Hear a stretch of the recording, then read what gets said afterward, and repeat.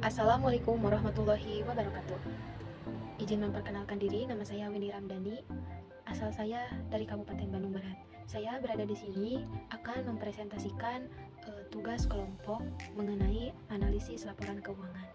Sebelum itu, saya berada di sini tidak sendirian, yaitu dengan rekan saya yang bernama Andreas. Untuk mempersingkat waktu, saya berada di sini akan membahas tentang pengertian laporan keuangan. Pengertian laporan keuangan adalah salah satu laporan penting yang harus dibuat memastikan kesehatan bisnis, atau langkah selanjutnya yang tidak kalah lebih penting yaitu melakukan analisis laporan keuangan. Analisis laporan keuangan adalah penggunaan prosedur analitis untuk mengevaluasi kesehatan keuangan, baik itu dari resiko, kinerja, dan potensi masa depan bisnis. Selain itu, dalam proses ingin mengetahui analisis laporan keuangan, baik dari jenis dan cara melakukan analisis laporan keuangan, adalah pembahasan tentang analisis laporan keuangan mengenai peninjauan laporan keuangan dari suatu organisasi untuk mendapatkan pemahaman tentang situasi keuangan secara menyeluruh. Laporan keuangan sendiri menjadi bagian dari proses pelaporan keuangan. Kegiatan ini biasanya dikerjakan oleh pihak audit di lembaga pemerintah, firma, akuntan, dan lembaga lain. Tujuannya yaitu memastikan akurasi serta tujuan terkait pembiayaan, pajak, atau investasi. Pada dasarnya juga, laporan keuangan terbagi menjadi laporan neraca, laporan laba rugi, arus kas, dan perubahan modal. Tujuan utama dilakukannya analisis pada laporan keuangan adalah mencari dasar pengambilan keputusan yang strategis, serta dasar informasi perihal nilai bisnis, dan beberapa tujuan yang lebih penting mengapa analisis ini penting. Di antaranya seperti memahami potensi perusahaan untuk melunasi utang dan bunga baik jangka panjang atau pendek. Dan yang kedua, memahami potensi perusahaan dalam memanfaatkan aset untuk menghasilkan keuntungan. Selanjutnya, saya di sini akan membahas tentang fungsi analisis laporan keuangan. Yang pertama, mengetahui utang terkini, yaitu analisis rasio lancar adalah total aset lancar yang dibagi dengan unsur kewajiban neraca. Hal ini juga dapat membantu perusahaan untuk menentukan likuiditas yang cukup untuk memenuhi hutang yang akan datang. Yang kedua, yaitu menentukan margin keuntungan. Beberapa biaya untuk memproduksi atau penggunaan presentase margin ini yaitu menentukan pendapatan total dikurangi biaya penjualan dibagi dengan pendapatan total. Hal ini membantu untuk mengurangi biaya produksi dan meningkatkan laba perusahaan. Yang ketiga yaitu memantau jumlah persediaan. Mengelola inventory dengan lebih baik menggunakan rasio perputaran persediaan atau menentukan apakah perusahaan kita memiliki cukup untuk memenuhi angka penjualan yang diproyeksikan. Lalu, menentukan hutang terhadap ekuitas. Rasio hutang terhadap ekuitas menentukan berapa banyak total kewajiban dalam kaitannya dengan ekuitas perusahaan dalam bisnis.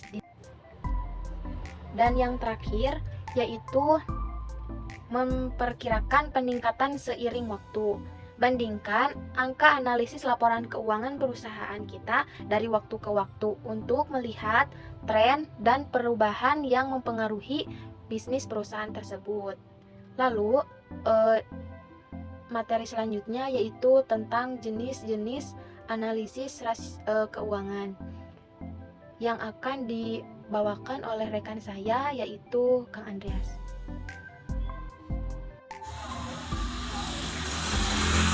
Nama saya Andreas Lupika Lopi, saya akan sedikit menjelaskan tentang analisis tren. Analisis tren atau deret waktu menganalisis perusahaan menggunakan rasio keuangan dengan membandingkan beberapa periode waktu informasi keuangan. Analisis rasio keuangan hanyalah salah satu jenis analisis tren dengan menggunakan informasi keuangan lainnya. Perusahaan juga dapat membandingkan kinerja tahun berjalan dengan kinerja tahun-tahun sebelumnya. Misalnya, jika Anda melihat rasio utang terhadap aset Anda dari kuartal keempat satu tahun dengan membandingkan dengan kuartal pertama tahun depan, Anda akan melihat apakah jumlah utang yang Anda gunakan untuk membayar aset Anda bertambah atau berkurang. 1. Analisis industri. Analisis industri juga dapat disebut analisis cross-seksional dan benchmarking. Analisis perusahaan dengan membandingkan rasio keuangan dengan rasio keuangan keseluruhan industri untuk melihat bagaimana kinerja perusahaan dibandingkan. Periode waktu dicocokkan dengan rasio, rata-rata industri digunakan untuk tujuan perbandingan rasio. Rata-rata industri terbiasa untuk umum. Analisis industri ini sangat berharga karena manajer keuangan setidaknya bisa mendapatkan gambaran kasar jika perusahaan berada di jalur yang benar. 2. Analisis horizontal. Analisis horizontal berguna untuk menganalisis keuangan perusahaan dengan membandingkan beberapa periode waktu informasi keuangan. Pemilik bisnis dapat membandingkan kinerja tahun ini dengan kinerja tahun-tahun sebelumnya. Jenis analisis ini biasanya digunakan dengan menggunakan laporan laba rugi dan neraca perusahaan. Analisis ini memberi pemilik data tentang perubahan selama periode waktu di tahun yang sama atau membandingkan periode waktu dengan waktu yang sama di tahun-tahun sebelumnya. 3. Analisis vertikal. Analisis vertikal lebih sederhana daripada analisis horizontal. Analisis vertikal paling dasar berkaitan dengan periode waktu 1 tahun dari neraca dan laporan laba rugi perusahaan. Untuk melakukan analisis vertikal, Anda menyiapkan laporan laba rugi dan neraca ukuran umum. Dengan kata lain, untuk menyusun laporan laba rugi, penjualan dianggap 100%, setiap item baris lainnya dinyatakan sebagai persentase penjualan. Kesimpulan, analisis laporan keuangan saat ini dianggap sebagai hal yang penting dan utama dalam kegiatan bisnis. Tanpa ini, menjalankan bisnis akan menjadi sia-sia. Oleh karena itu, bagi setiap organisasi yang melakukan analisis laporan keuangan, tidak hanya diperlukan tetapi wajib dilakukan untuk pengembalikan keputusan bisnis yang lebih baik.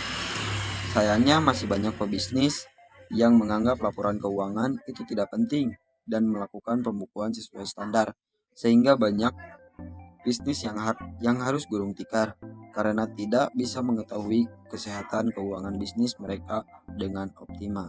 Terima kasih. Baik, terima kasih kepada rekan saya. Mungkin itu saja yang dapat kami sampaikan. Kurang lebihnya mohon maaf. Wassalamualaikum warahmatullahi wabarakatuh.